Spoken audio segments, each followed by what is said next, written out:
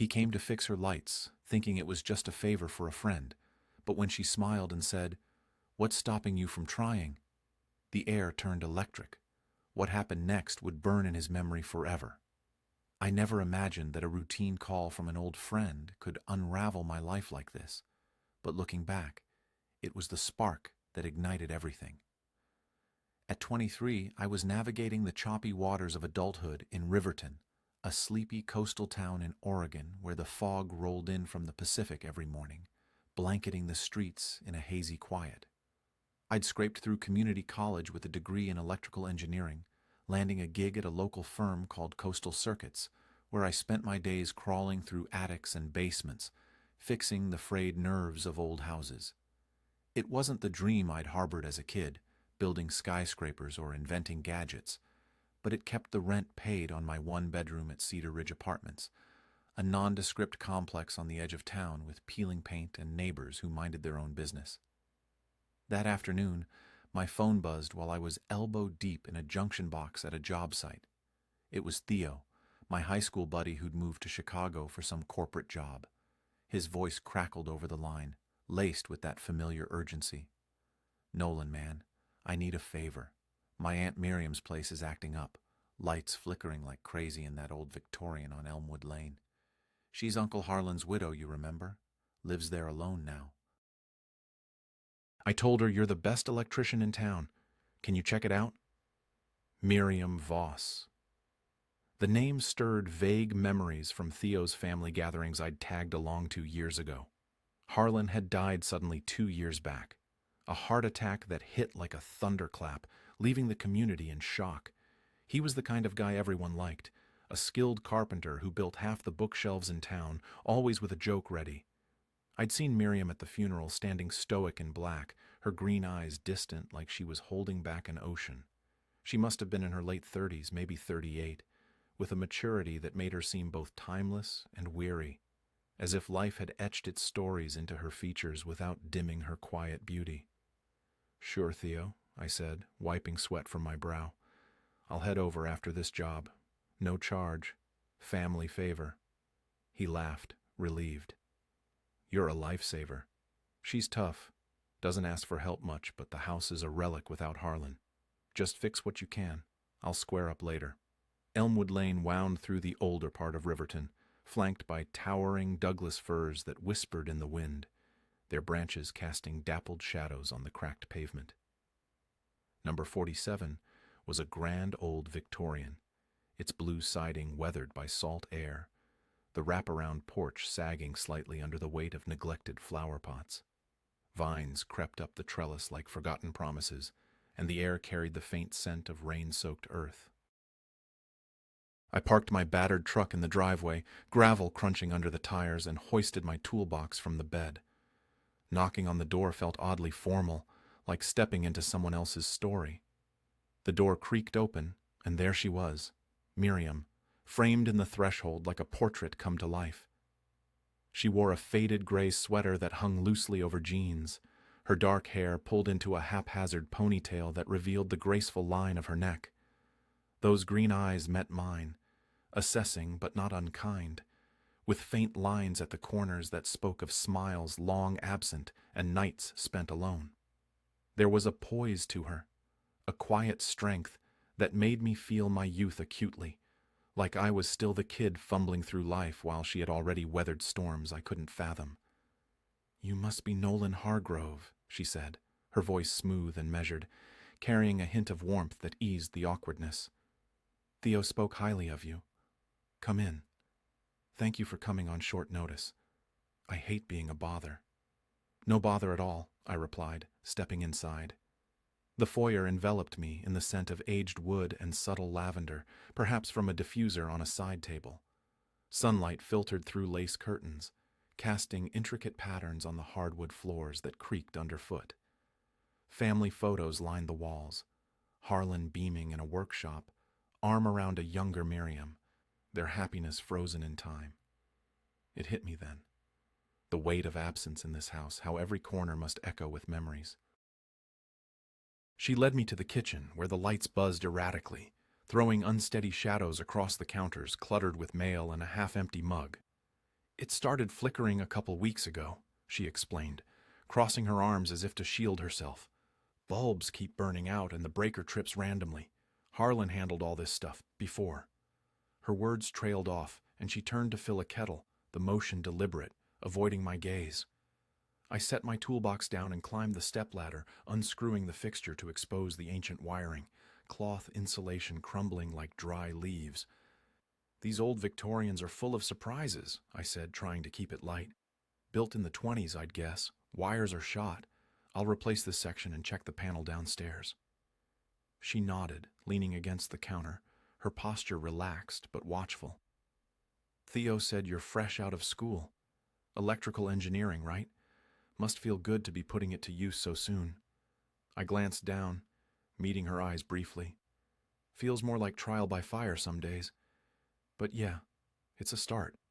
There was something in her gaze, curious, almost probing, that made my stomach tighten. I focused on the wires, twisting them carefully, but I could sense her presence, the way she filled the space without trying. As the afternoon stretched, she offered coffee, strong and black, just how I liked it, and we fell into sporadic conversation. I shared snippets of my life, the long drives along the coast to clear my head, my vague plans to head to Portland for bigger jobs. She opened up in return, talking about her bookstore, Maple Leaf Books on Hawthorne Street, a cozy spot downtown with creaky floors and shelves groaning under classics. "Harlan and I started it 10 years ago," she said, her voice softening as she stirred sugar into her cup. "He built everything by hand. It was our escape from the world." The way she said "our" carried a quiet ache, and I felt a pang of something, sympathy maybe, or an unwelcome pull. She was beautiful in that unassuming way, her maturity lending her an allure that my peers lacked, but I pushed the thought aside. This was Theo's aunt, a woman navigating loss, and I was here to fix lights, not stir up complications. Down in the basement later, amid dusty boxes and Harlan's abandoned tools, she followed with a flashlight. "Don't want you breaking your neck," she said, handing it over. Our fingers brushed, a fleeting contact that sent an unexpected warmth up my arm. I muttered thanks, heart thudding a bit too hard, and busied myself with the breaker panel. By evening, the kitchen light glowed steadily, no more flickers. "All set," I announced, packing up. "If it acts up, just holler." She insisted on paying, but I waved it off. Then, with a hesitant smile, "Stay for dinner? I made lasagna, way too much for one. It's the least I can do." I paused at the door, toolbox heavy in my hand. My apartment waited with its empty fridge in silence, but staying felt like crossing a line I hadn't even drawn yet. Her eyes held mine, vulnerable beneath the politeness, and I found myself nodding. "All right. Sounds good." Dinner unfolded in the kitchen, the table set with mismatched plates, the lasagna rich and comforting. We talked more freely now, about Riverton's quirks, like the annual fog festival that drew tourists, or my botched hiking trips in the Cascades. She laughed at my tale of getting lost in the mist, a genuine sound that lit up her face, making her seem less guarded, more alive. Wine followed. A red Harlan had bottled himself, and we migrated to the living room couch, the conversation deepening. She spoke of Harlan with a mix of fondness and sorrow, their dreams of travel cut short, the sudden void his death left. "Life doesn't warn you," she murmured, glass in hand. "One day, everything's normal. The next, it's not." I listened, feeling out of my depth, my own losses paling in comparison. Yet, sitting there, the space between us shrank, her hand resting on the cushion inches from mine. The air hummed with unspoken tension, her gaze lingering longer than necessary.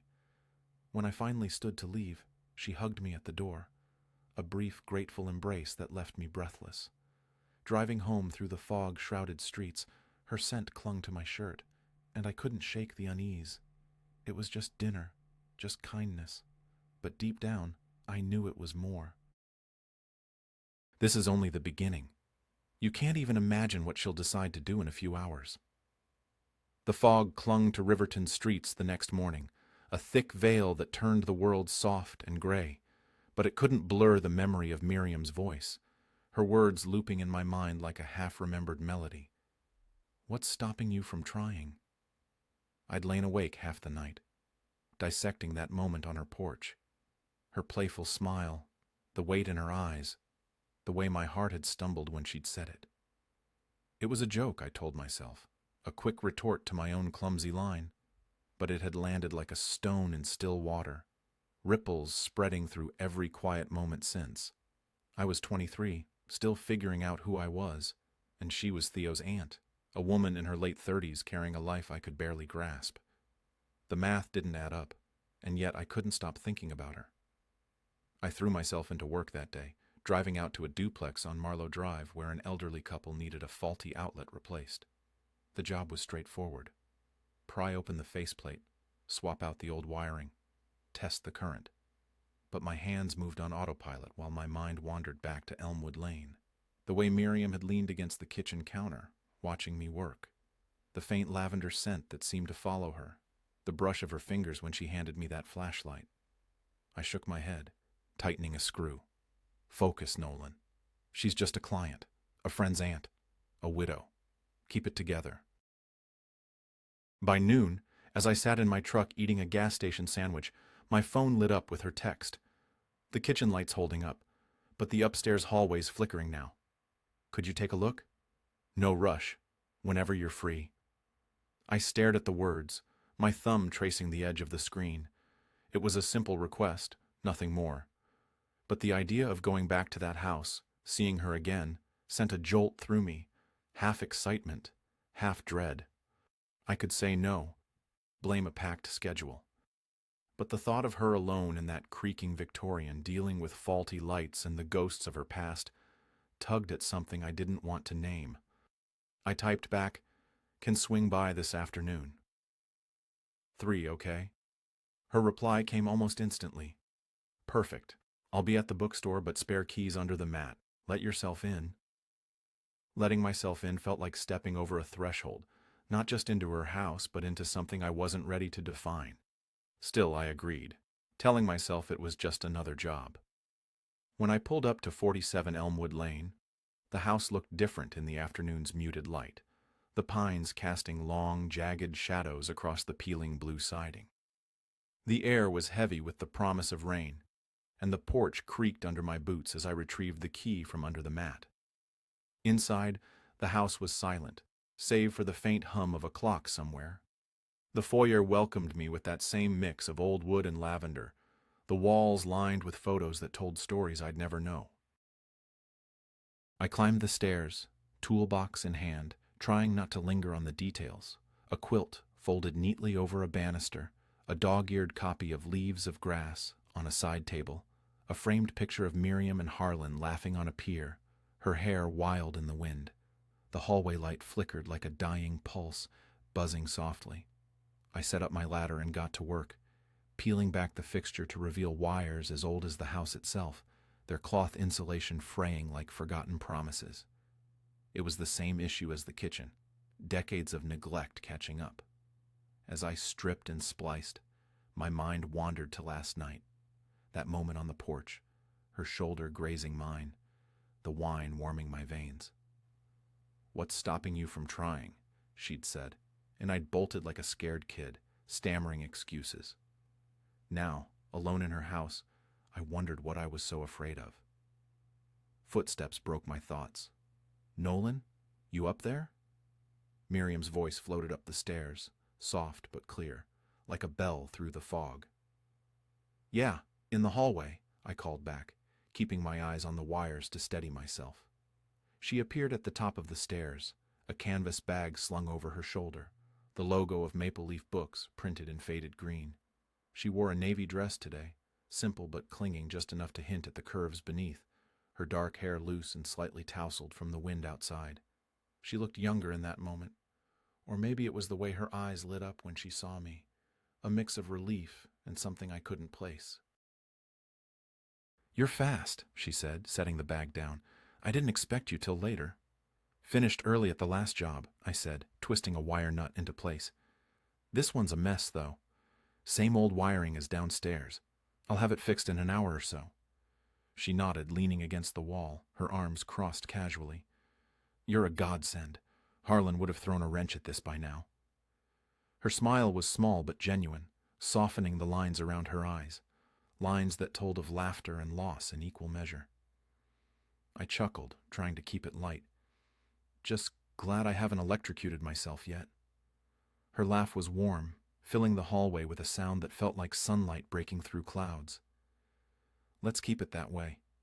She hesitated, then added, I was about to make tea. Chamomile okay? Or you're a coffee guy, right? Tea's fine, I said, surprised at how easy this felt, like we'd done this 100 times. She disappeared downstairs, and I kept working, the rhythm of stripping wires and testing connections grounding me. But her presence lingered, like a scent you can't shake. She was beautiful, not in the polished way of the girls I dated in college, but in a lived-in way, her movements deliberate, her gaze carrying a depth that made my chest ache. She was probably 38, maybe 39, her maturity woven into every gesture, every word, and I was... what? A kid with a toolbox trying not to trip over his own feelings. She returned with 2 steaming mugs, setting one on the hall table. Careful, it's hot, she warned, sipping hers as she settled cross-legged on the floor nearby, like it was the most natural thing in the world. How's your day been, besides wrestling with my ancient wiring? I stepped down from the ladder, grabbing the mug. The warmth felt good against my hands, grounding me. Not bad. Fixed an outlet for a couple who kept trying to feed me oatmeal cookies. You? Bookstore was dead today, she said, her voice tinged with a sigh. Gave me time to rearrange the poetry section. Nobody buys it, but I keep it stocked. Harlan loved it. Frost, Whitman, all the heavyweights. Her fingers traced the mug's rim, a small, unconscious motion that drew my eye. We talked like that for a while, me working, her sitting there, the conversation weaving between mundane and meaningful. I told her about my failed attempt at a band in college, how I dreamed of playing dive bars but could barely strum a guitar. She shared stories of opening Maple Leaf books, the late nights she and Harlan spent sanding shelves, their fingers stained with varnish. It was our sanctuary, she said, her voice softening. Now it's just mine. Feels like I'm keeping it alive for him. I wanted to say something profound, but all I managed was, that sounds tough. Grief wasn't something I knew how to navigate, not like she did. I finished the wiring, the light steady now, casting a warm glow over the hallway. All done, I said, dusting off my hands. Should hold for a while. You're too good at this, she said, standing, brushing off her dress. Come downstairs. I owe you dinner again. I hesitated, the same unease from last night creeping in. Miriam, you don't have to keep feeding me. I want to, she said, her tone firm but kind, her eyes holding mine. It's nice not to eat alone. Dinner was grilled chicken and roasted vegetables, the kitchen filled with the scent of rosemary and garlic. We ate at the table, the light I'd fixed glowing steadily above us. A quiet victory. Conversation came easier now. Riverton's quirks, my plans to maybe move to Portland, her trips to the coast with Harlan before everything changed. She laughed when I admitted I'd once gotten stuck in a tide pool, my boots soaked through. Her laughter was unguarded, and it made her seem younger, lighter, like the woman in those old photos. After dinner, we moved to the porch, glasses of red wine in hand, the same vintage Harlan had bottled. The night air was cool, thick with pine and the distant murmur of the ocean. Stars pierced the sky, sharper than I'd ever seen in town. We sat on the steps, talking about nothing and everything, movies we loved, the time I tried surfing and nearly drowned, her memories of Seattle before she settled here.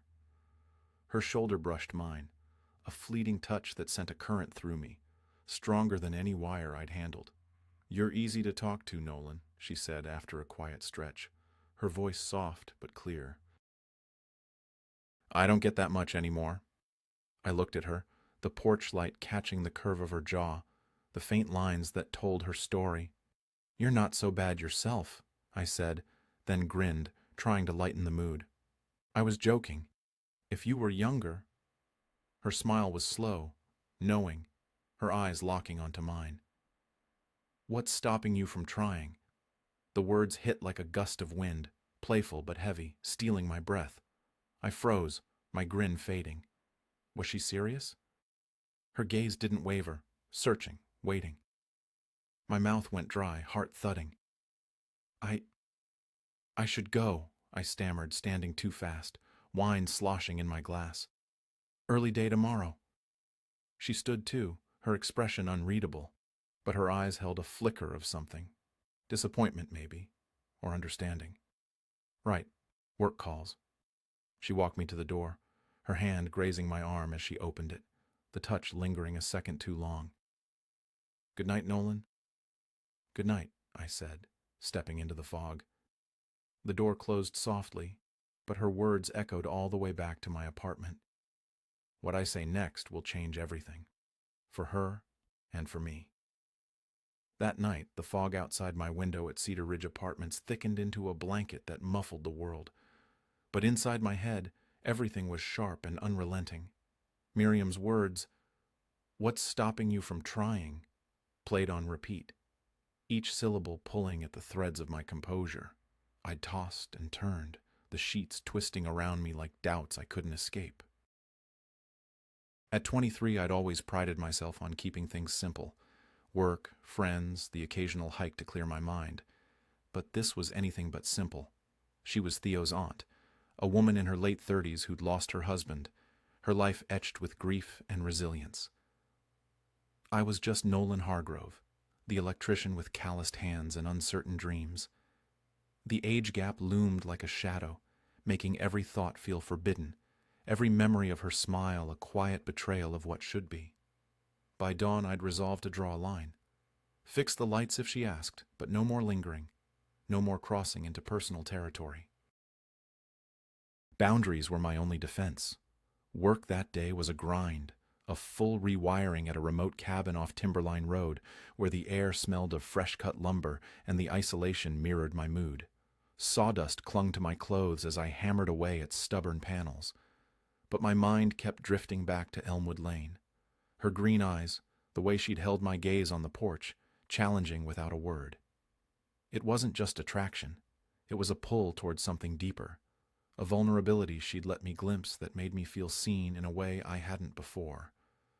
But what right did I have? She was navigating loss, and I was barely out of college. My life a series of temporary fixes. As the sun dipped toward the horizon, painting the pines in gold, my phone buzzed. "One more favor? The attic lights out completely now. If you're free tomorrow." I gripped the steering wheel, staring at the screen as rain began to patter against the windshield. I could make an excuse, say I was booked solid. But the image of her fumbling in the dark of that old house, surrounded by Harlan's remnants, gnawed at me. She didn't ask for help lightly. This was trust, fragile and real. I texted back, "Sure. 9 a.m. work?" "Perfect. Coffee'll be ready." The next morning, the rain had eased into a drizzle, turning Riverton streets slick and reflective. I arrived at 47 Elmwood Lane with my toolbox and a steely determination to keep it professional. No small talk beyond necessities, no accepting invitations that blurred lines. Miriam opened the door, her white blouse tucked into slacks, hair tied back neatly, but her eyes betrayed a subtle fatigue, like she'd slept as poorly as I had. "Morning, Nolan," she said, stepping aside, her voice steady but with an undercurrent I couldn't ignore. "Attic's up those stairs. Mind the creaks, they've got a mind of their own." I nodded, following her up, the air growing heavier with dust and memories as we ascended. The attic was a labyrinth of forgotten things, stacked boxes labeled in faded marker, old furniture shrouded in sheets, the faint scent of mothballs mingling with wood. A bare bulb dangled from the rafters, lifeless. "Harlan stashed everything here," she said, flicking the switch to no avail. "I keep meaning to sort it, but time gets away." Probably a loose connection or burned out wiring, I said, setting up my ladder, focusing on the task to anchor myself. Won't take long. She stayed as I worked, passing tools when I reached for them, our hands brushing in ways that felt accidental, but electric. Each contact sent a ripple through me, but I pushed it down, concentrating on the wires. Frayed ends twisted like my thoughts. We spoke in fragments, the drizzle turning to steady rain outside. A new exhibit at the local art gallery she'd visited alone. Safe, surface-level exchanges. But then, as I tested the circuit and the light stubbornly refused to flicker on, she broke the rhythm. About last night, I hope I didn't make things awkward. If I overstepped, I'm sorry. I glanced down from the ladder, her face upturned, earnest. You didn't. It was nothing. She crossed her arms, not convinced. You left like the house was on fire. If it's because of what I said, it's not. I cut in, descending the ladder as the light finally glowed, steady and warm, illuminating the dust motes dancing in the air. It's complicated, Miriam. Complicated how? Her voice was gentle, probing, drawing me in despite my resolve. I wiped my hands on my jeans, the attic suddenly too confined, too intimate. You're Theo's aunt.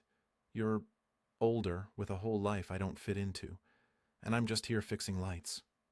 Dinner was nice, but we both know it's not that simple. But what if it is? She stepped closer, the space between us shrinking. Nolan, I'm not imagining this, am I? There's something here, tension, connection, whatever you call it. My heart hammered, the air thick with the scent of old books and rain. Miriam? Yeah, maybe. But it's wrong. You're still dealing with Harlan's loss. And me? I'm not ready for whatever this could be. She turned toward a box marked Harlan's Tools, her fingers tracing the label absently. Loss doesn't mean I'm frozen. Harlan's gone, but I'm still here, in this empty house with echoes that keep me up at night. Her eyes met mine again, raw and searching. You quiet those echoes. Is that so terrible? I didn't have an answer. The words stuck in my throat. The attic felt charged, like the air before a lightning strike. She reached out, her hand resting on my arm. Not a brush, but a deliberate hold, warm and steady. I said what I did because part of me meant it. Miriam, I whispered, but I didn't pull away. Instead, I felt myself leaning in, drawn by the vulnerability in her gaze. She closed the distance, her other hand rising to my cheek, fingers soft against my skin. I could smell her, lavender and rain, and see the faint freckles across her nose, the depth in her eyes that spoke of years I hadn't lived. The kiss unfolded slowly, her lips meeting mine with a tentativeness that gave way to something deeper, more urgent. My hands found her waist, pulling her closer, the world narrowing to the feel of her, the taste of coffee lingering on her breath. It was honest, unhurried, a release of the tension that had built like storm clouds. We parted, foreheads touching, breaths mingling in the dim light. This can't happen, I murmured, even as my arms held her. I know, she said, her voice a tremor. But it did. We stood there, wrapped in each other, the rain pattering on the roof like a distant applause. Eventually, she stepped back, smoothing her blouse with hands that shook slightly. We should head downstairs. I gathered my tools, following her down. The house feeling different now. Warmer, yet heavier with what we'd unleashed. In the kitchen, she poured fresh coffee, but we barely touched it, sitting at the table in a silence laced with unspoken questions. What now? I asked, breaking it. She stared into her mug, fingers intertwined. I don't know. Theo would never understand. And you're young, Nolan, with so much ahead. You don't need my complications. Maybe I want them, I said, reaching across the table, taking her hand. Her fingers laced with mine, a small anchor in the uncertainty. We talked then, hours slipping by as rain drummed against the windows. She opened up about Harlan, their love worn thin by routine before his death, the guilt of moving on. I shared my fears, of committing too soon, of repeating past mistakes in relationships that fizzled out. Lunch was sandwiches she assembled absently, eaten on the porch where the drizzle had eased, the conversation shifting to dreams. Hers of traveling again, mine of building something lasting beyond wires and circuits. By afternoon, as the sun